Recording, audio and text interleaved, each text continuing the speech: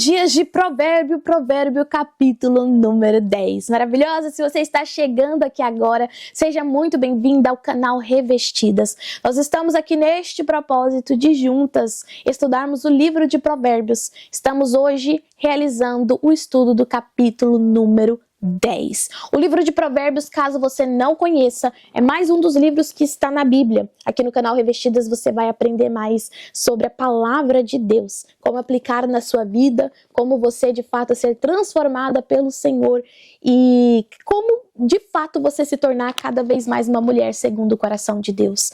Então, se você ainda não está inscrito aqui no meu canal, clica nesse sininho que está aqui embaixo, ativa a notificação, segue o canal. Se você não está no nosso grupo do WhatsApp, que é o grupo Revestidas, um grupo onde fazemos o devocional juntas todas as quintas-feiras, online pelo Zoom.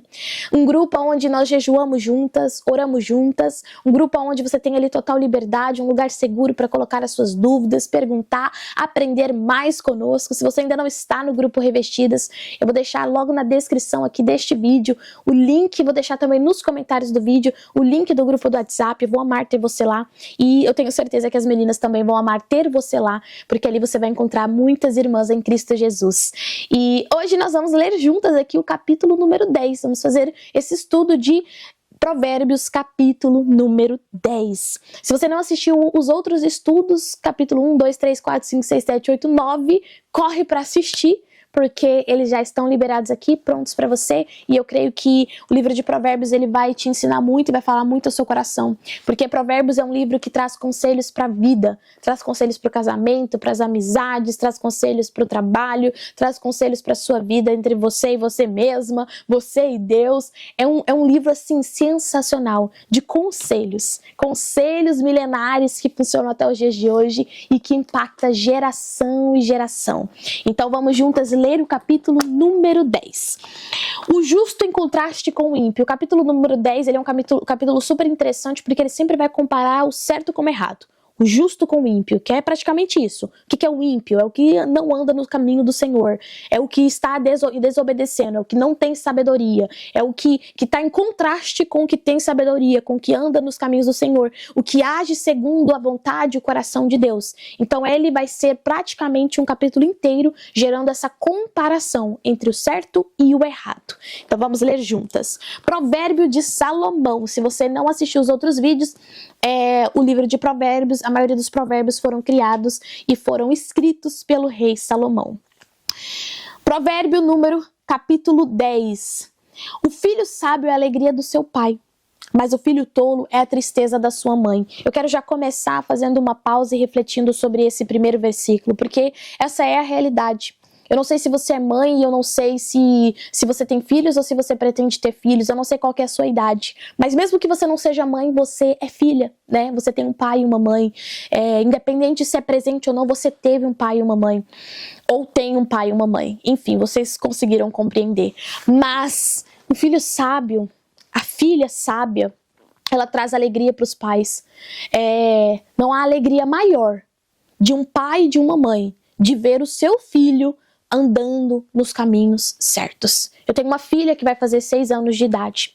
E a minha preocupação já é lá na frente. Ela tem 6 anos de idade, eu cuido dela nessa idade, mas que a minha preocupação vai além do que está presente aqui agora. E que a maior felicidade minha, como mãe, é ver a minha filha no caminho certo. E o que eu posso fazer agora é orar, para que Deus coloque as pessoas certas no caminho dela. Orar, pedir a Deus que Deus apresente as amigas dele na vida dela, os amigos dele na vida dela, para que ela não se corrompa fácil.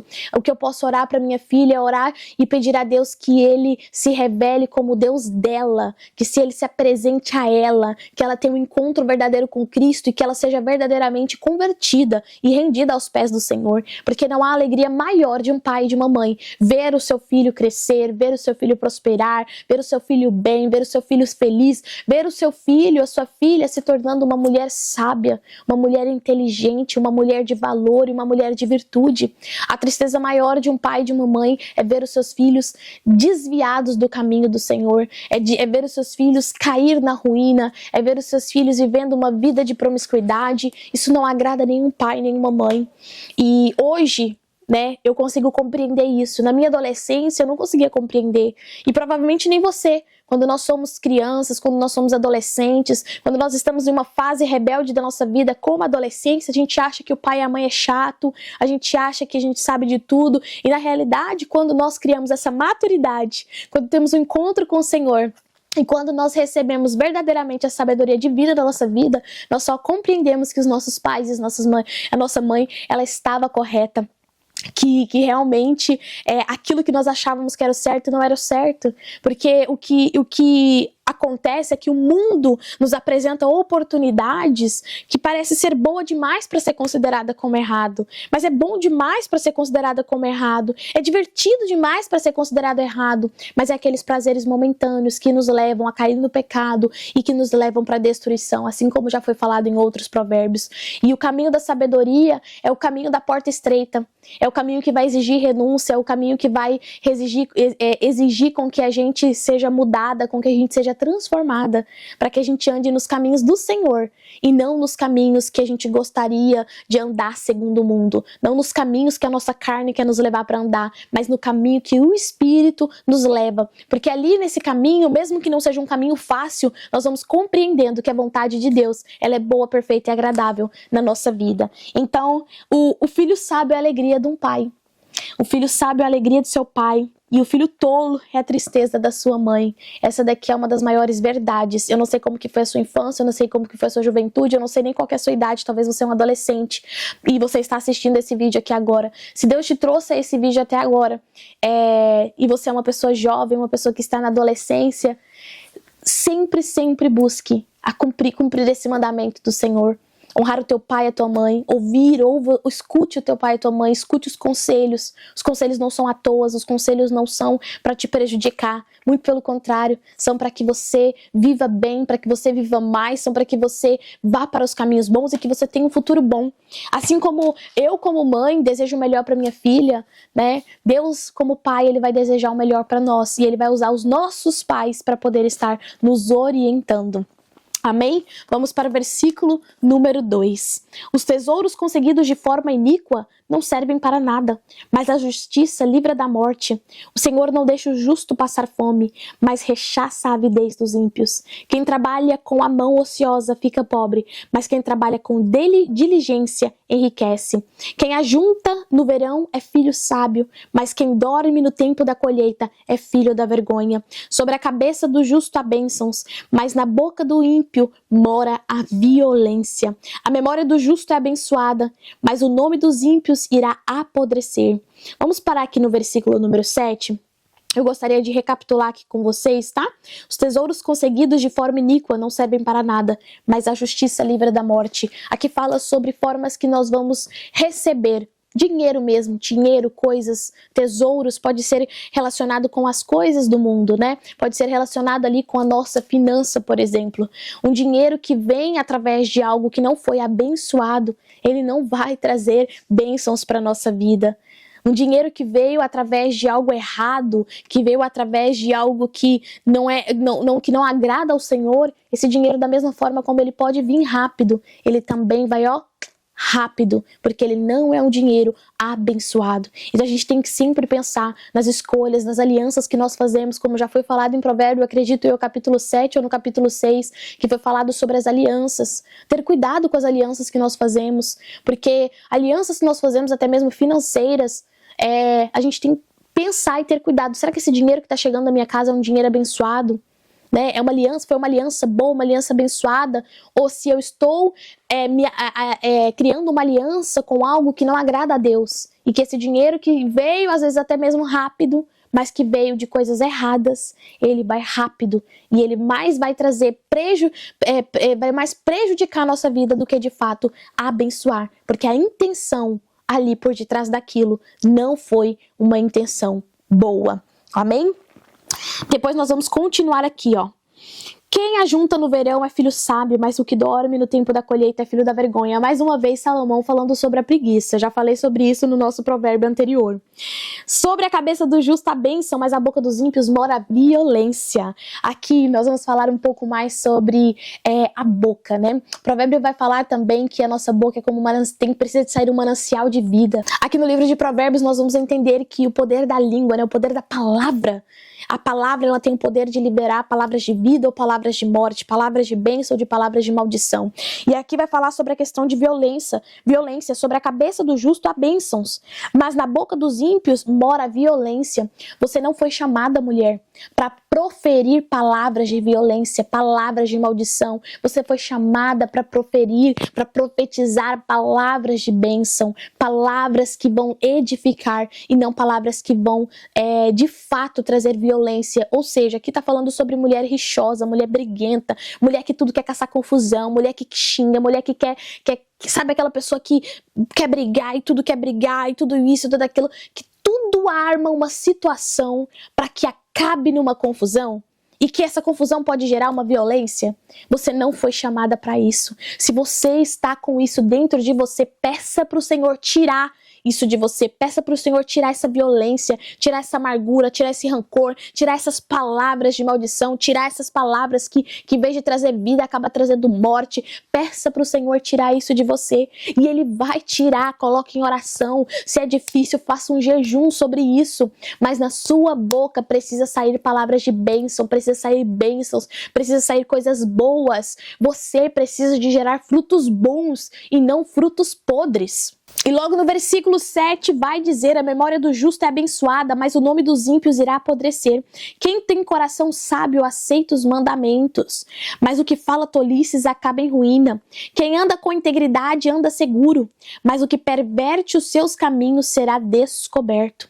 Quem pisca os olhos traz desgosto, e o que fala tolices acaba em ruína.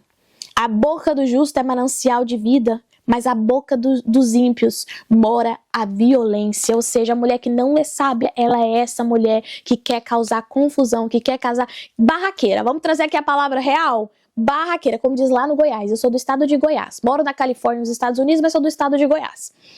Aquela mulher barraqueira que quer caçar confusão com tudo, não tem sabedoria, mulher. Se você é barraqueira, você está com falta de sabedoria e isso não agrada a Deus. Peça para Ele mudar isso em você e Ele vai mudar. Graças a Deus tem uma coisa assim que eu nunca gostei, foi de barraco. Sempre fugi de barraco.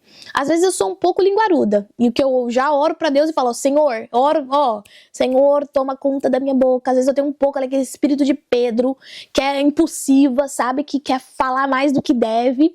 Eu tenho que me controlar. Tenho que buscar o quê? Domínio próprio. Senhor, fecha minha boca. Senhor, controla a minha língua. Senhor, não posso, não vou falar isso. Por mais que eu queira falar, por mais que eu queira me justificar, por causa que...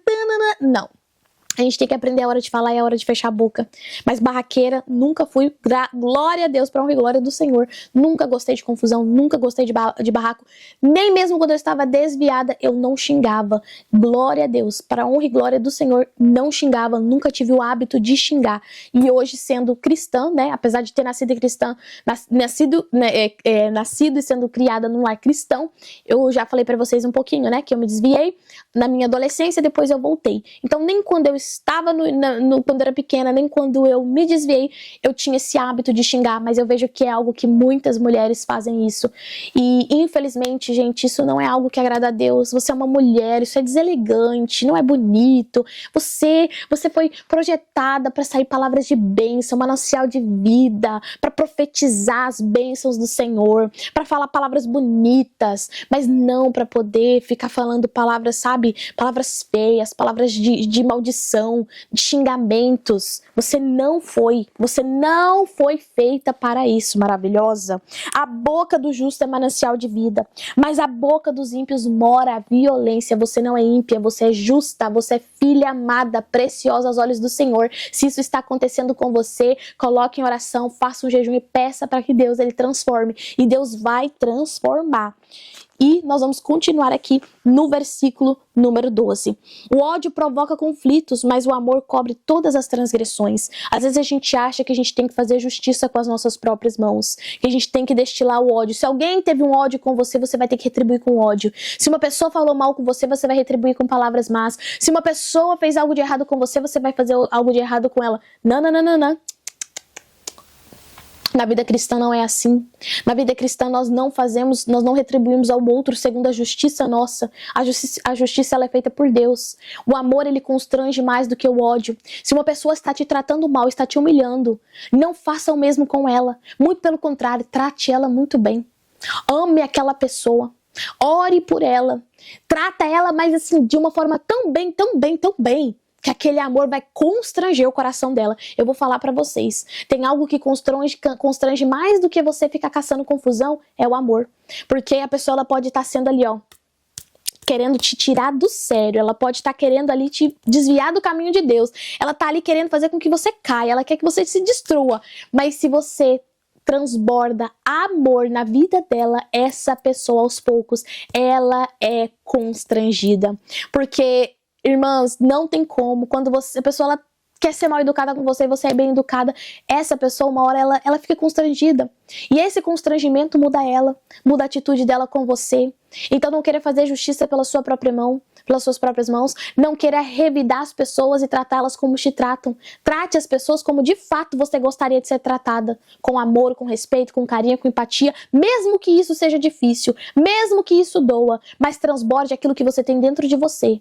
E se você é uma mulher de Deus, você recebe o amor de Deus, transborde o amor dele na vida do outro. Não vai transbordar aquilo que você não é. Não se coloque num personagem, não se coloque numa posição no qual você não foi chamada para estar. Você foi chamada para transbordar o amor. Amor, misericórdia, empatia, bondade. Você foi chamada para transbordar os frutos do Espírito na sua vida e não para transbordar aquilo que as pessoas querem que você faça. Porque tem pessoas que vão te provocar nessa vida para que você faça as coisas erradas. Vai te provocar pra ver se você é cristã mesmo. Deixa eu ver se essa mulher é crente mesmo. Deixa eu provocar ela pra ver como que ela vai reagir. Tem pessoas que vão ser usadas pelo inimigo, vão ser usadas por Satanás pra tentar te desviar do caminho do Senhor. Mas é nesse momento que você vai retribuir com aquilo que você recebe de Deus, que é amor, que é bondade, benignidade, paciência, educação, respeito. É assim que você vai retrucar essas pessoas. E assim você vai constranger o coração daquela pessoa.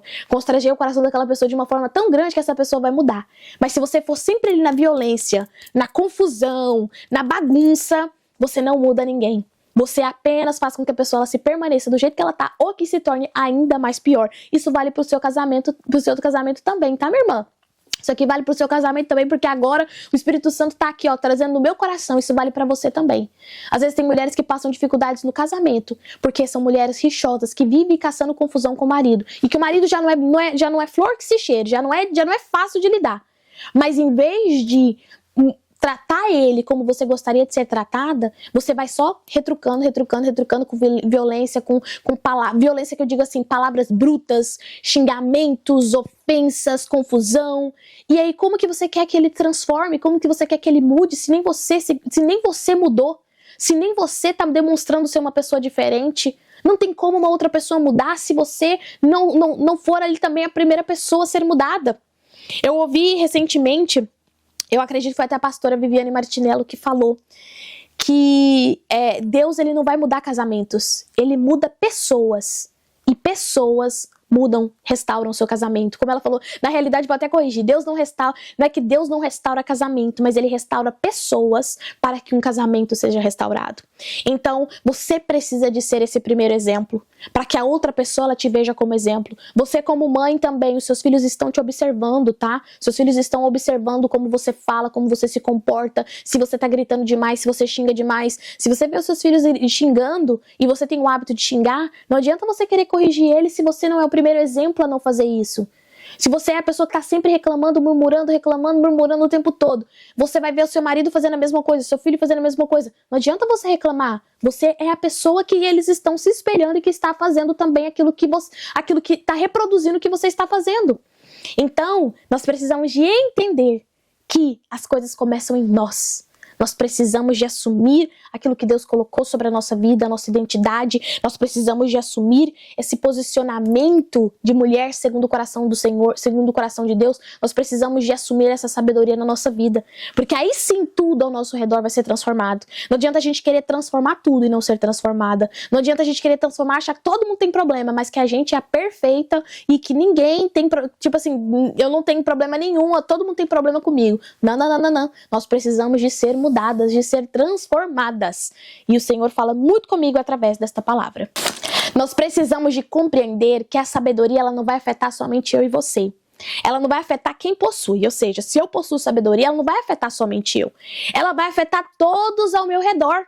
Ela vai afetar meu esposo, minha filha, meus amigos, a igreja que eu congrego, o meu trabalho, os lugares que eu frequento. Tudo que está ao meu redor vai ser impactado pela sabedoria que Deus depositou na minha vida. O mesmo vai ser com você. Então a sabedoria ela não vai impactar somente quem recebeu, mas vai impactar todos que estão ao redor dessa pessoa. Ou seja, todos que estão ao seu redor. E quando aqui em específico vai falar sobre quem ajunta no verão é sábio, mas o que dorme no tempo da colheita é filho da vergonha. Isso aqui também eu falei para vocês sobre a questão do financeiro, né? Sobre a preguiça e tudo mais, que a gente já falou em outros capítulos. Mas aqui também Deus me colocou no coração sobre diligência, sobre responsabilidade. Né? A sabedoria nos traz essa responsabilidade, essa diligência. A sabedoria ela nos traz essa sensatez. A sabedoria ela nos traz disciplina. A sabedoria vai nos trazer fidelidade e um bom uso do nosso tempo, ou seja, uma proatividade, mas também uma responsabilidade, a organização com o nosso dia. Ou seja, vai nos tornar mais ativas, mais proativas, mais produtivas. A sabedoria ela afeta tudo na nossa vida. Ambiente de trabalho, fora do trabalho, dentro da igreja, como aproveitar melhor o tempo, como fazer as coisas da forma certa. Tudo isso a sabedoria vai nos capacitar. Vamos continuar nossa leitura. Vamos aqui para o versículo 13. Nos lábios dos sábios se acha sabedoria, mas a vara é para as costas de quem não tem juízo. Os sábios acumulam conhecimento, mas a fala dos insensatos é ruína iminente. Os bens do rico são a sua fortaleza. O que leva os pobres à ruína é a sua pobreza. A obra do justo conduz à vida, e o rendimento do ímpio leva ao pecado. Olha essa comparação sempre do certo e do errado, do ímpio e do justo. Isso aqui é o capítulo inteiro de Provérbios, capítulo 10.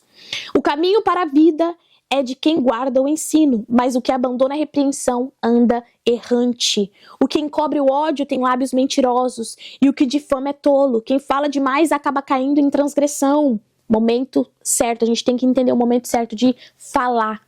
E o momento certo da gente calar. A gente tem que entender o momento certo que Deus está nos colocando em ambientes. E a gente tem que entender que há momentos em que Deus está nos retirando de ambientes. Nós precisamos de entender a estação que Deus está nos colocando. E essa estação vai nos levar a ter comportamentos sábios. Seja de falar mais ou de falar menos. De entrar ou de sair.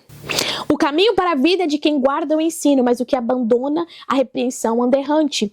O que encobre o ódio tem lábios mentirosos, e o que difama é tolo. Quem fala demais acaba caindo em transgressão. Mas quem controla a língua é sábio. Quem controla a língua é sábio. Isso aqui é poderoso, poderoso. Eu já vou trazer a primeira reflexão aqui do nosso vídeo de hoje. Você tem controlado a sua língua? Você tem falado demais? Ou você tem até falado de menos? Porque existe o controle da língua para tudo, né? Será que você está precisando de se posicionar mais, falar mais, ou será que você está precisando de falar menos? Falar menos para as pessoas e ouvir mais a voz de Deus? Será que você está precisando de falar menos? Quem controla a língua é sábio, seja para proferir palavras de bênção ou de maldição, como eu já falei anteriormente, mas também entender a hora de falar e a hora de se calar. A fala dos justos é prata escolhida, mas o coração dos ímpios vale muito pouco. As palavras dos justos alimentam muitos, mas os insensatos morrem por falta de juízo. A bênção do Senhor enriquece, e Ele não acrescenta nenhum desgosto a ela. Praticar a maldade é como divertimento para o insensato. O homem inteligente se diverte com a sabedoria. Aquilo que o ímpio teme, isso lhe sobrevém. O que os justos desejam, Deus lhe concede.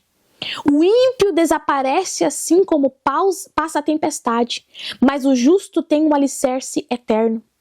Como vinagre para os dentes e fumaça para os olhos, assim é o preguiçoso para aqueles que o enviam. O temor do Senhor prolonga os dias de vida, mas o tempo dos ímpios será abreviado. A esperança dos justos é alegria, mas a expectativa dos ímpios perecerá. O caminho do Senhor é fortaleza para os íntegros, mas a ruína para os que praticam a iniquidade. O justo nunca será abalado, mas o ímpio não habitarão na terra. Mas os ímpios não habitarão na terra. A boca do justo produz sabedoria, mas a língua da perversidade será arrancada. Os lábios do justo sabem o que agrada, mas a boca dos ímpios só saem perversidades. Provérbios capítulo 10, que ensinamento! O quanto que Provérbio é um livro que de fato nos traz uma grande reflexão assim como um grande confronto mesmo para a nossa vida, porque a Bíblia não mede palavras para expor a verdade. A Bíblia não passa ou camufla a verdade para que a verdade doa menos dentro de nós. Muito pelo contrário. A palavra do Senhor é como uma espada de dois gumes. Ela penetra de um lado, ela penetra do outro. E ela é mais afiada ali do que tudo. Porque essa transformação, ela precisa ser diária. Então esse capítulo final aqui de Provérbios vai terminar falando sobre a palavra, que a boca do justo, produz sabedoria. A boca do justo produz sabedoria, ou seja, uma pessoa sábia, ela é uma pessoa que fala com graça.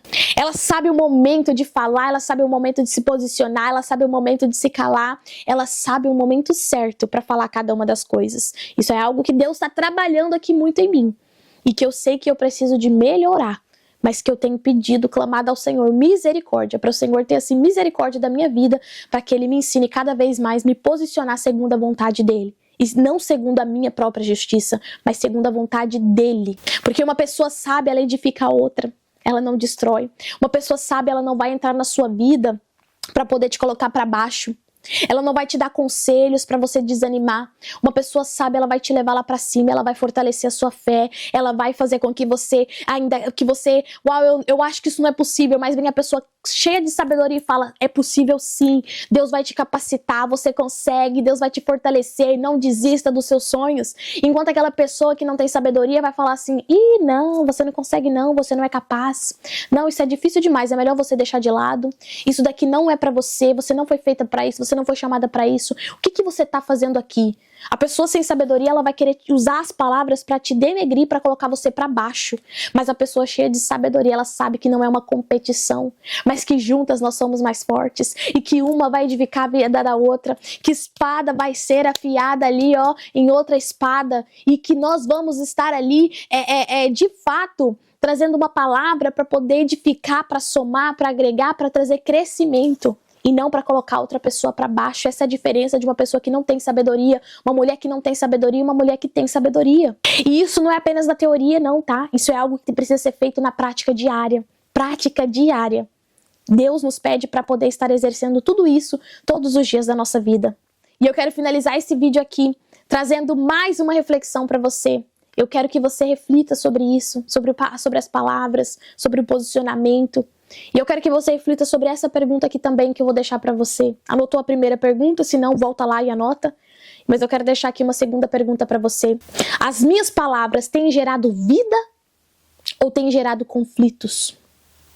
O que as palavras que têm saído da sua boca têm gerado na sua vida e na vida das pessoas que estão ao seu redor? Tem gerado vida ou conflito?